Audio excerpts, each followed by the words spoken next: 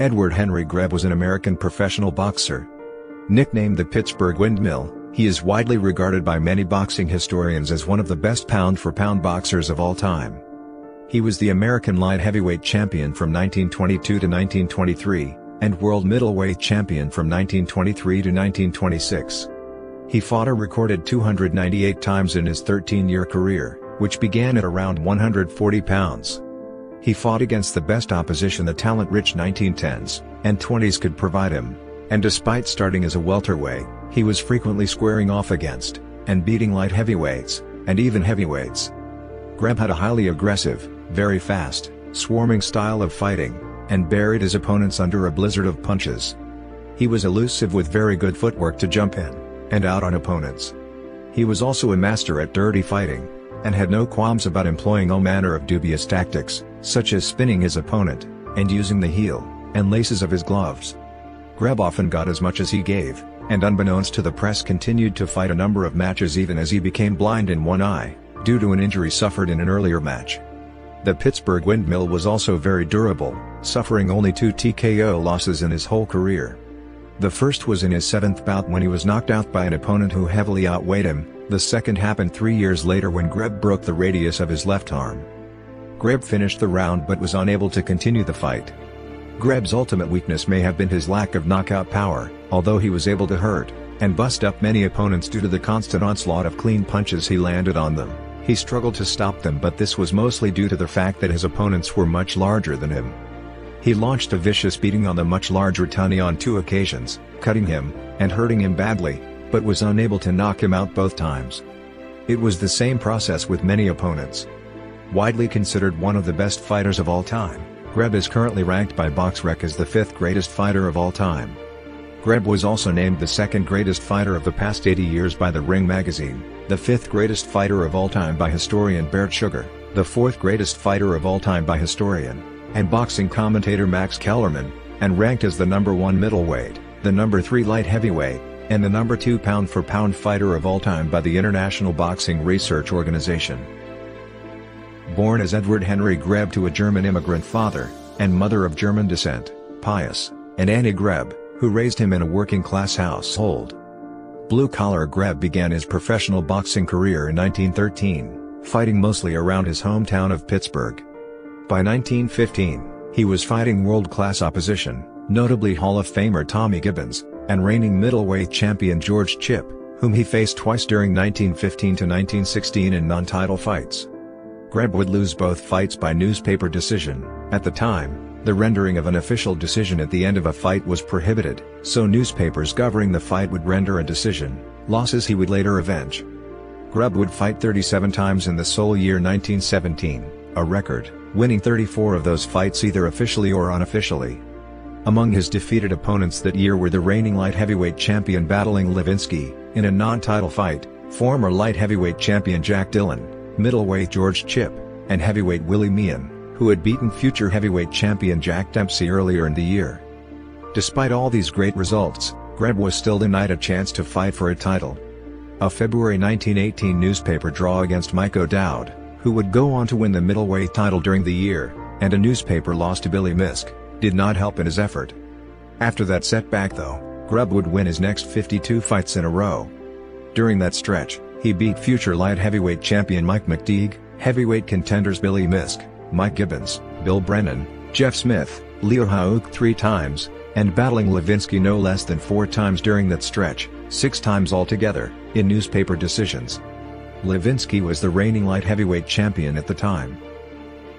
In 1921, during a fight with tough light heavyweight Kid Norfolk, real name William Ward, he was thumbed in the right eye, which is believed to have resulted in a retinal tear. The injury would eventually lead to permanent blindness. Greb fought on admirably, winning via 10-round newspaper decision, and finally getting a shot at the middleweight title. It is commonly believed that Greb completely lost sight in the eye after his 5th bout with Bob Roper, after which it took almost 2 months to recover, and he was seen in a hospital with patches over both eyes. Incredibly, he kept the injury a secret from all but his wife and closest friends, fooling physicians during pre-fight physicals by memorizing the order of the letters on the eye chart. Greb would later lose some vision in his left eye, and his gradual loss of sight led him to always go to bed with the light on. On May 23, 1922, Henry Greb was matched with Tunney, the undefeated American light heavyweight champion. The world title was then in the hands of Frenchman Georges Carpentier, in what would arguably end up being the defining bout of his career. In the first round, Greb immediately fractured Tunney's nose in 2 places, and then proceeded to open a deep gash over the reigning champ's left eye. According to eyewitness reports, Greb was subsequently forced to commission the referee to intermittently wipe off his blood-stained gloves with a towel. Throughout the bout, Greb would repeatedly petition the referee to stop the fight, while a determined Tunney concurrently implored him to allow the contest to continue. Round after round, the beating continued, with Tunney refusing to submit, and even smiling during the bloodshed to keep the referee from halting the match. At the end of 15 brutal rounds, Tunney was a bloody mess, and Greb was crowned champion via unanimous decision. This was the first, and only professional loss in Tunney's career, with the bout being hailed as the fight of the year for 1922 by the Ring magazine. After defending his title against Tommy Loughran, Greb granted Tunney a rematch. In a hotly disputed battle, fought at Madison Square Garden in February 1923, Tunney regained his title by a highly controversial split decision. Multiple eyewitness reports state that Greb controlled the fight, and battered Tunney, cutting him, and rocking him from punches on more than one occasion. But Tunney was able to fight back, unlike in the first encounter, and at some points was competitive with Greb. The crowd booed heavily when Tunney was announced as the winner. The 2 men would meet 3 more times, with Tunney successfully defending his regained title in another 15-round bout, and then fighting to a no-decision newspaper draw, where most newspapers had Greb winning, but referee Matt Hinkle stated he would have ruled a draw, so the record books have it that way. The 5th battle was reminiscent of the first fight in their series, except this time it was Tunney bludgeoning Greb for the duration of the bout. According to Tunney, near the end of the match, while the 2 fighters were locked in a clinch, Greb straightforwardly asked Tunney not to knock him out. Tunney reputedly acquiesced to this request, and later acknowledged the incident as the highest tribute he received in his career, stating he was one of the greatest fighters of all time, laying down his shield, admitting defeat, and knowing I would not expose him. Tunney would go on to beat Jack Dempsey for the heavyweight title. Greb remained the only man ever to have beaten Tunney, and the latter would be among the pallbearers at Greb's funeral. 1 month after losing his light heavyweight title to Tunney, Greb set his sights on middleweight champion Johnny Wilson. However, when Wilson's manager Marty Killalay refused to offer him the bout, Greb reportedly devised an ingenious solution. He apparently paid a few speakeasy waiters in Pittsburgh and New York to serve him water in colored tumblers, and then proceeded to feign intoxication in a highly theatrical spectacle. When Killalay witnessed one of these performances, he assumed Greb was ripe for the taking, and hurriedly arranged for the bout to take place. On August 31, 1923, Greb faced Wilson for the world middleweight title, winning a workmanlike 15-round decision in what would be nothing short of the roughhouser battle. When referee Jack O'Sullivan stepped in to separate the fighters during a particular rough clinch, he incredulously asked Greb what he thought he was doing, to which Greb responded, gouging Johnny in the eye, "Can't you see?" Greb would grant Wilson a rematch on January 18, 1924, in Madison Square Garden, winning another 15-round decision. Greb's most notable defense of the title was against reigning world welterweight champion, Mickey Walker, in July 1925, at the Polo Grounds in New York. Most pundits, and even Walker himself, believed that Greb would have trouble making the 160 pounds weight limit, but when it was reported that Greb weighed in at 157.5 pounds, he was inserted as the 9-5 odds favorite. During the first few rounds of the battle, Walker came out attacking Greb to the body as the defending champion apparently tried to stave off cramps in both his legs.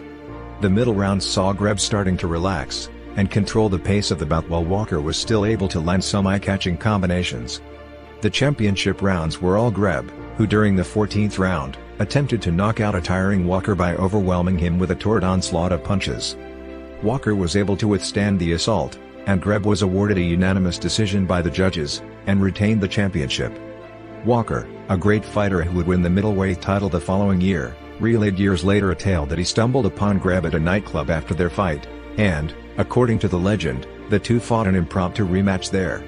According to some reports, Greb easily won the spontaneous rematch, while the general consensus maintains that Walker landed a sucker punch on Greb that knocked him out cold. According to Walker himself, the two were sitting down discussing their fight over a drink when Walker made a comment stating that he felt had it not been for Greb thumbing him in the eye, he would have won the fight. The heavily intoxicated Greb took great offense to this, and jumped to his feet to fight.